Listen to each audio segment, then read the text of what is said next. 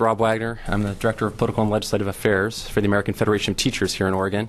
And along with our counterparts with the Oregon School Employees Association, we have over 33,000 members in pre-K through post-secondary in Oregon. And I will say, after representing the interests of education employees in this building for nearly a decade, I've definitely learned that the best thing you can do when first providing testimony at the beginning of session is to come in and oppose a bill that is being sponsored by the chair and the Republican vice chair, so as well as the governor. So just in that spirit, why don't I just flag for you a few of our general concerns that our members have expressed so you can move forward in your deliberations on this concept. I've had some frank conversation with Senator Edwards today, and I truly want to thank Dana Hepper and the group from Stanford Children for sharing with me the data that they assembled on the different states and the governance structure relating to the state schools chief, and her willingness to engage in conversation about this issue. I do think that the data, and I think it was emailed to you, is very useful for you to review. And just as a survey, there are 14 states where superintendents are appointed by the governor. There are more than 20 states which are appointed by the State Board of Education, and 14 are elected. And you notice there's a high correlation between Western states, which sort of makes sense if you think about the history of direct democracy. So states like California, Washington, Arizona, Idaho, the Western states generally have elected their superintendents of public instruction. And I may have missed this in the testimony that Nancy Golden and folks provided, but I didn't see any state where the governor serves as the state schools chief.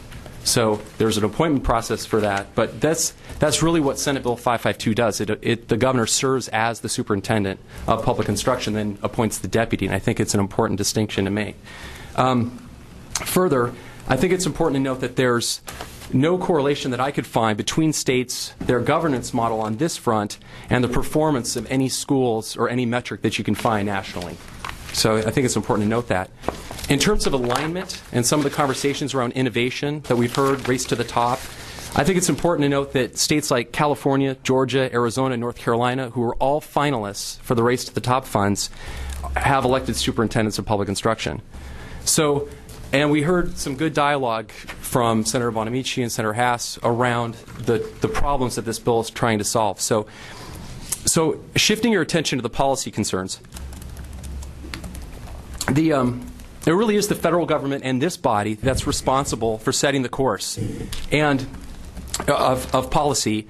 And looking at the State Board of Education, I think it's important to note that the governor already appoints the entire board, and that is approved by this group. So the policy direction is really set by the legislature, the federal government, and the State Board of Education. And I'm not aware of a time, and maybe I can be educated on this, when the superintendent took a policy position that was in direct opposition to the State Board of Ed from the governor's appointed State Board of Education. But I'd be interested to hear any examples that might happen.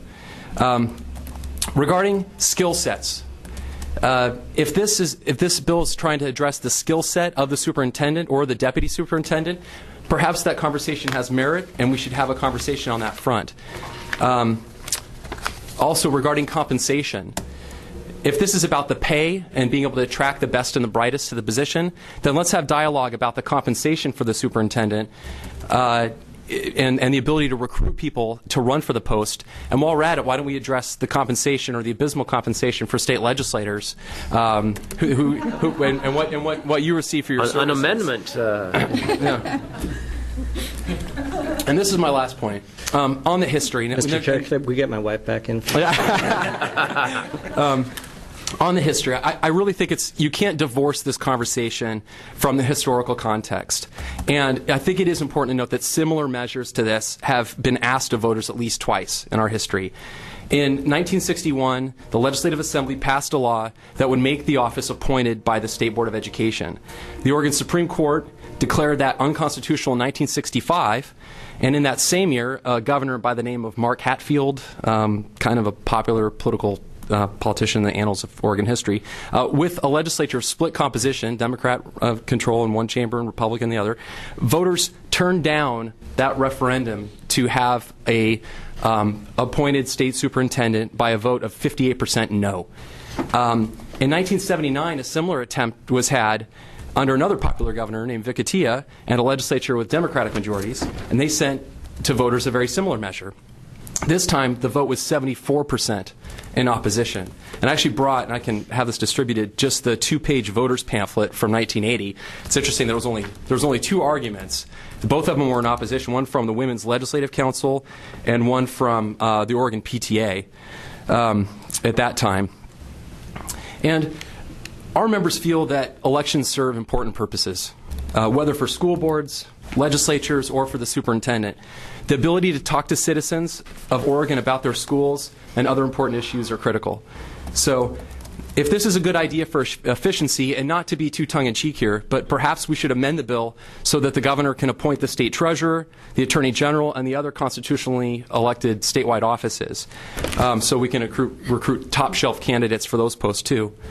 And I know that there are competing measures that are out there. For example, Senator Cruz has an interesting bill, SGR 4. I haven't had a conversation with him about it. I'm not sure of the specifics. But I think I want to underscore one last thing, and that is before we eliminate this position or make the governor the superintendent of public instruction, I would strongly suggest that you refer this to the voters to ask them their feeling on whether or not they want to give up their ability to elect their school's chief. So thank you for your time. Be happy to answer any questions. Thank you. Why don't we go